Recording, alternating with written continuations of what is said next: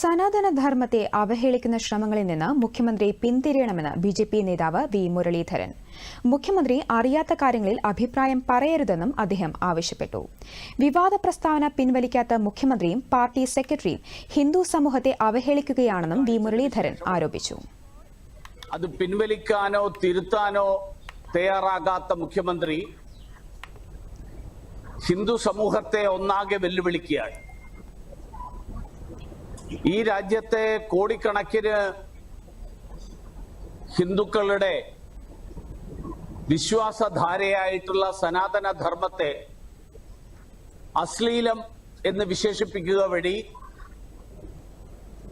CPM സംസ്ഥാന secretary MV Govindan Hindu വിശ്വാസികളോടുള്ള Hindu ധർമ്മത്തോടുള്ള അറപ്പും വെറുപ്പുമാണ് പ്രകടമാക്കിയിട്ടുള്ളത്.